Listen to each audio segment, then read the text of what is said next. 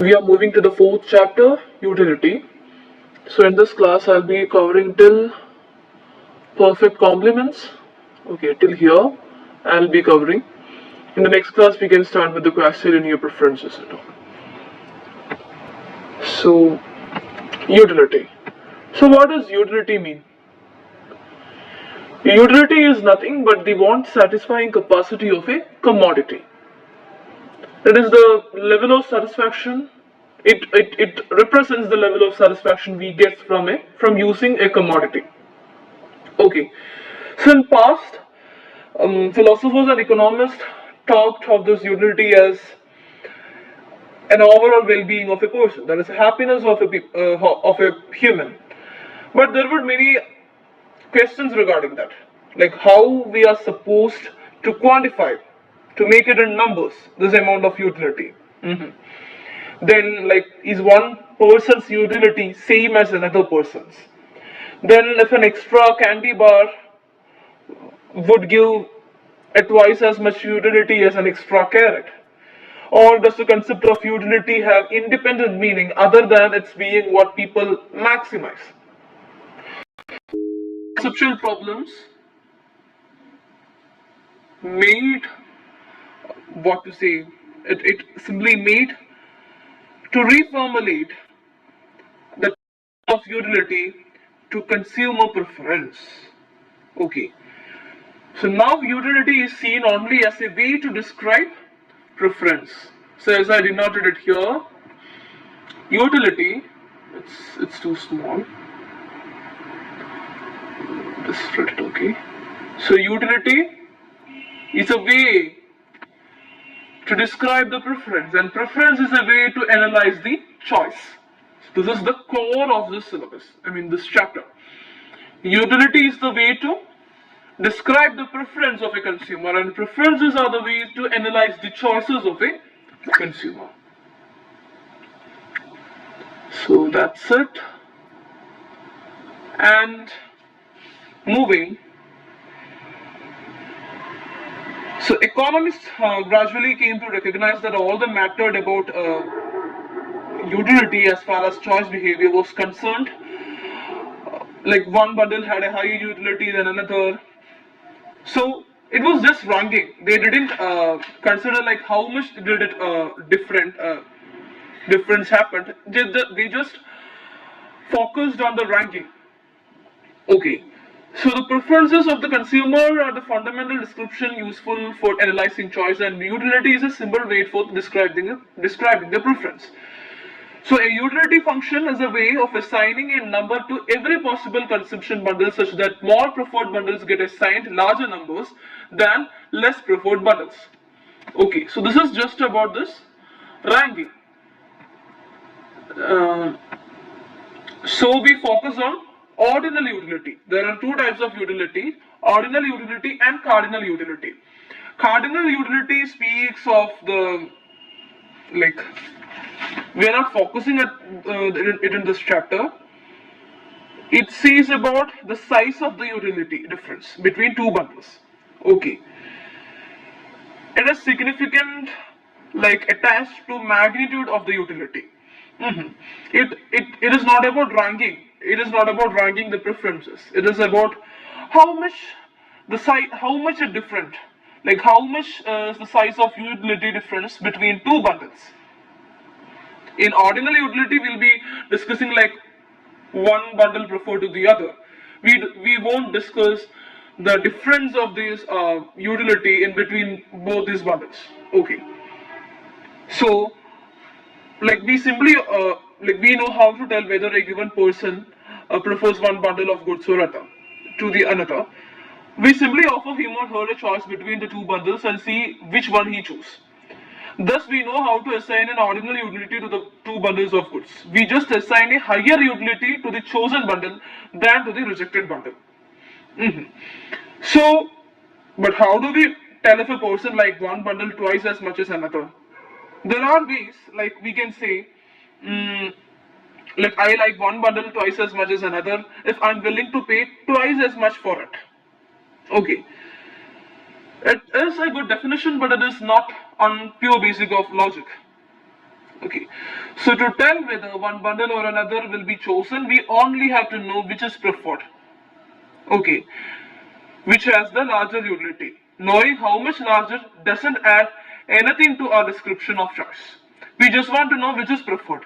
How much larger is nothing that has to be noticed here. We just want to know which is the larger utility and which is the lesser utility. Not how much more it is larger or how much more it is lesser. Since cardinal utility isn't needed to describe choice behavior, and there is no compelling way to assign cardinal utilities anyway, we will stick with the purely ordinal utility framework. Okay.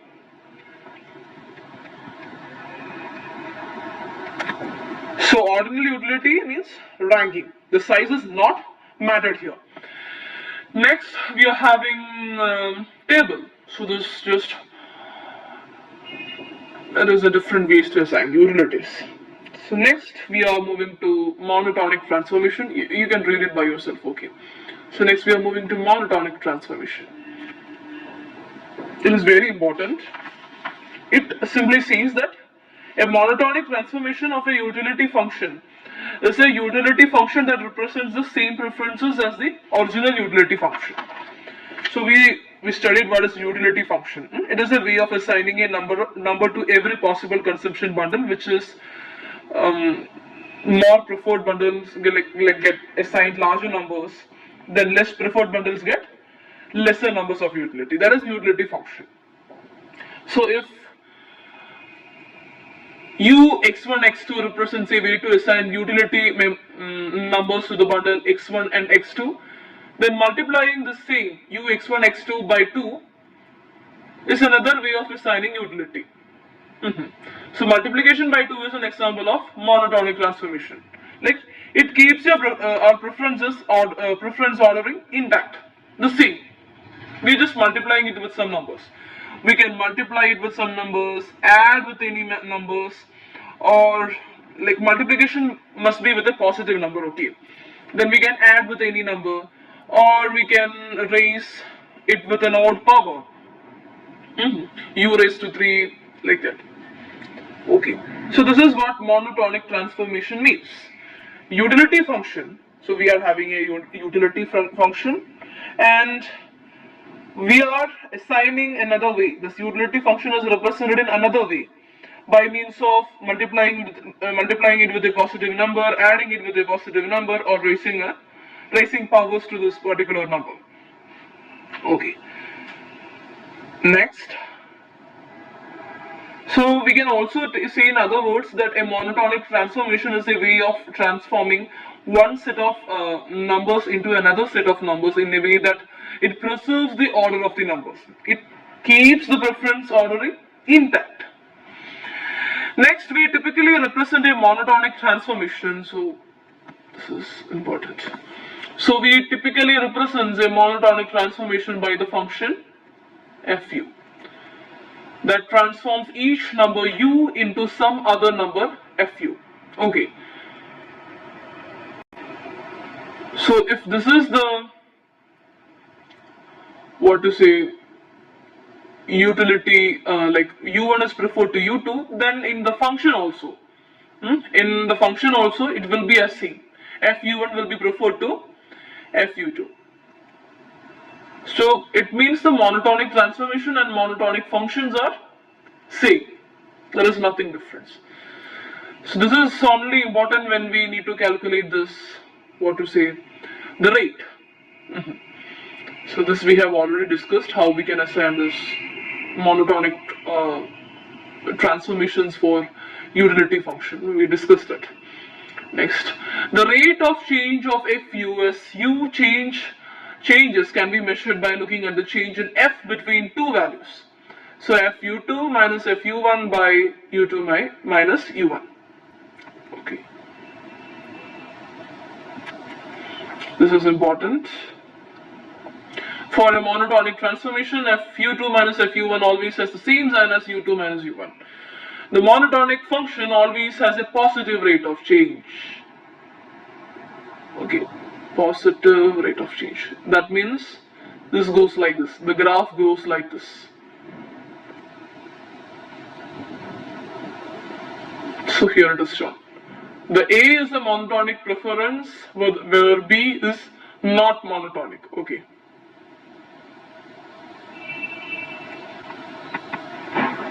Next.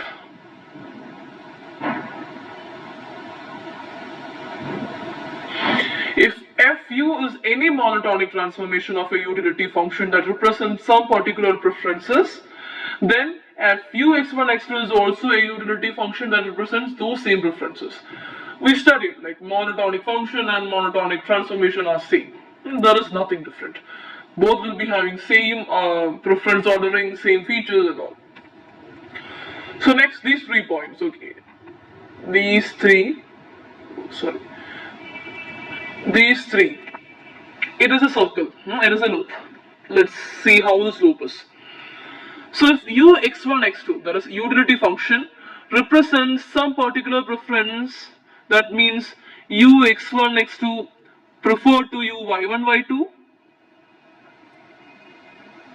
it will only be in the grounds that x bundle is preferred to y bundle. Okay, so we can start from the bundles. X bundle is preferred to y bundle.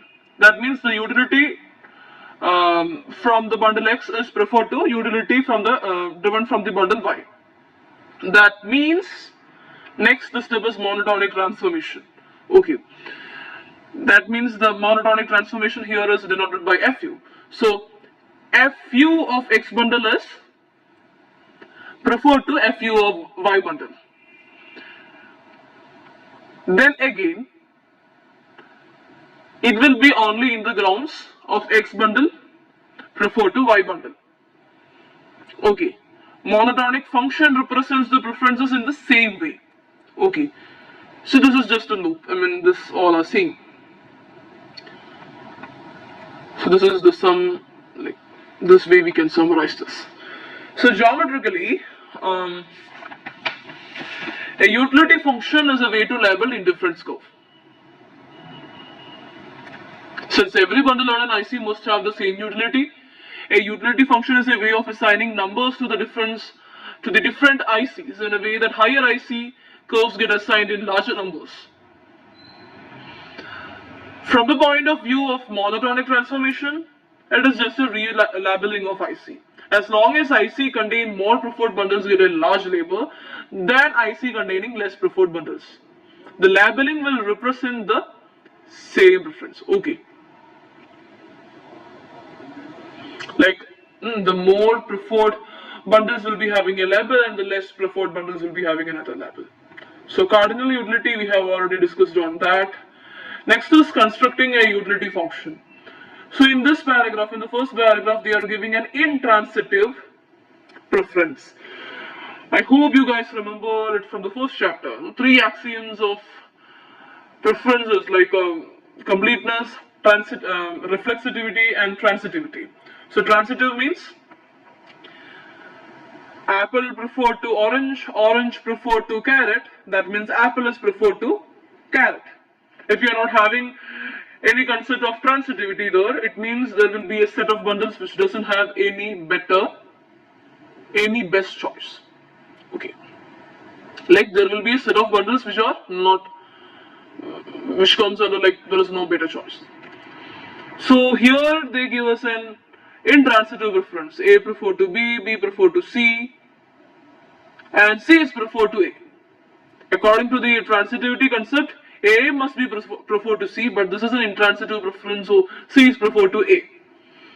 This is impossible and we are just ignoring this. Okay, we are just moving with the like what to say, we just rule out all these cases, we are just moving with the transitive cases.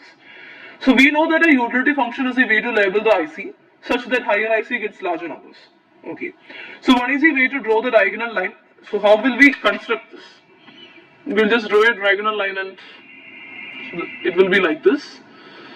So here the IC means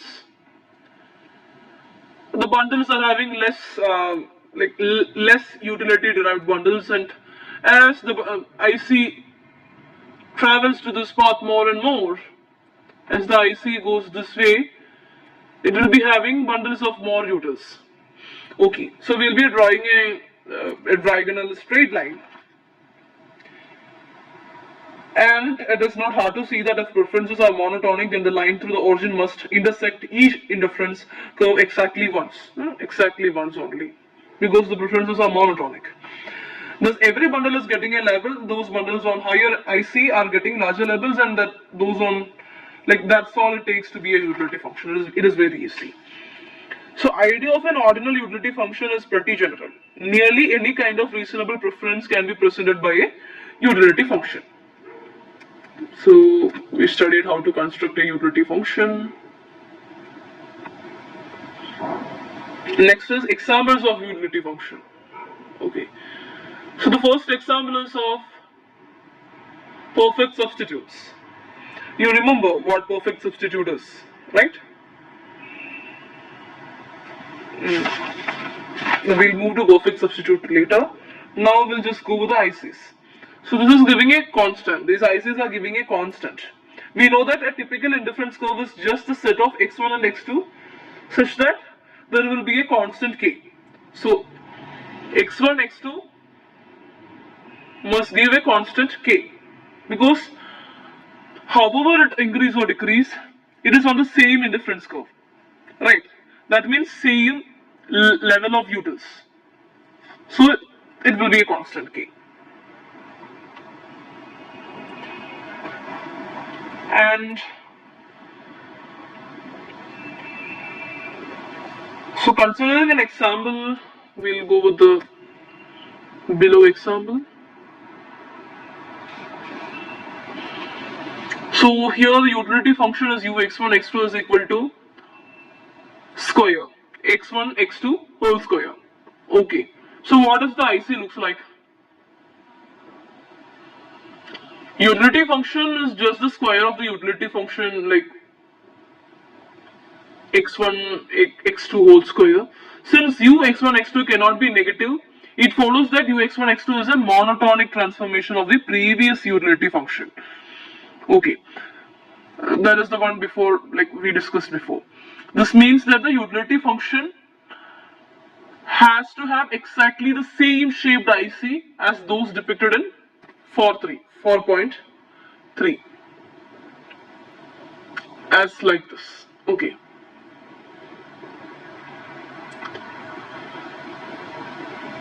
Thus, labeling of IC curves will be different. Like labels like 1, 2, 3, it won't be 1, 2, 3. The K won't be 1, 2, 3. Okay. Here it will be perfect squares 1, 4, 9. Because the utility is derived in this way. The function is in this way, x1, x2 square. So squares only will be coming in the K value.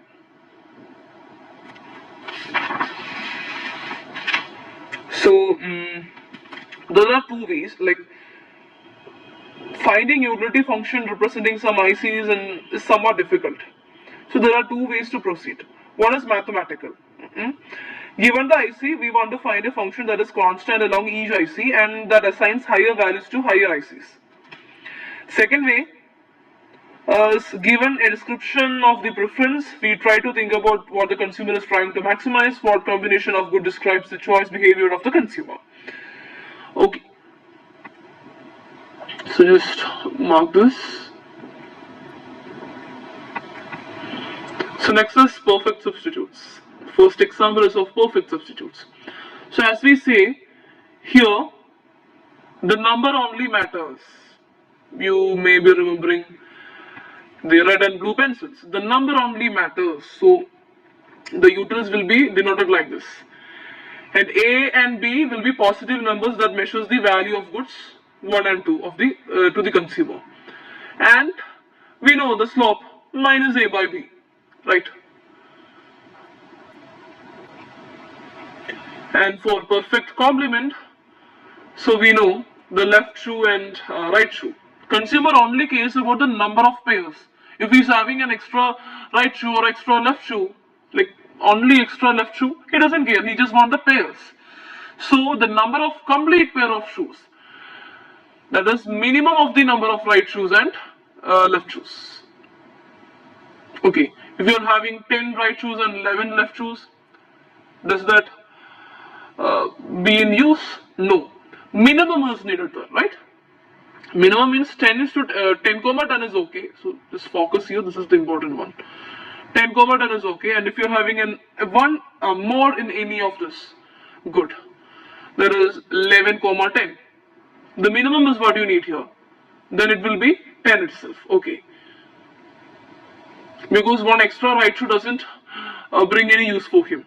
So this is the case of 1:1 commodities, and if we move to this 2:1 commodities.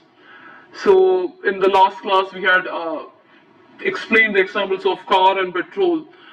So here we can go with another example of tea and sugar.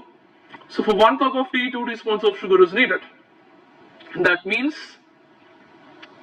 2:1, right? Consider this sugar as x2 and tea as x1. Okay, so tea is x1 and sugar is x2. x1 is tea, x2 is sugar. So we need 1:2, right? So here we are denoting the x1 as 1. That means it will be half. x2 will be half. There is no confusion needed there. So this is the formula for the perfect complements. Okay, minimum is needed, and A and B are the positive numbers that indicate the proportions in which the goods have to be consumed. Thank you. We'll see you in the next class.